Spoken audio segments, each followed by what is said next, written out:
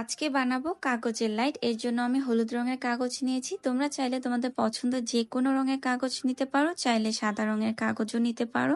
তারপর মোটা কাগজে ওপর এরকম 3টা শেপ, প্রজাপতি, লাভ এবং গ্লিটার শেপ আমি এঁকে কেটে ফেলেছিলাম। সেইগুলোকে এখন এই কাগজটার উপর বসিয়ে আমি পেন্সিলের সাহায্যে মার্ক করে নেব।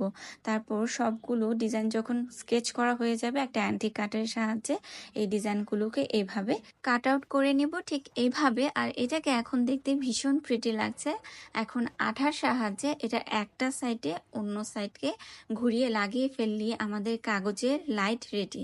বাই দ্য ওয়ে, আমার আজকের এই ক্রাফটের আইডিয়াটা কিন্তু আমি আমার খুব পছন্দের একজন ক্রাফটার সোনি আর্ট থেকে নিয়েছি। এখন জাস্ট এইটার ভিতরে ফেরি লাইট অ্যাড করলেই আমাদের কাগজের লাইট রেডি।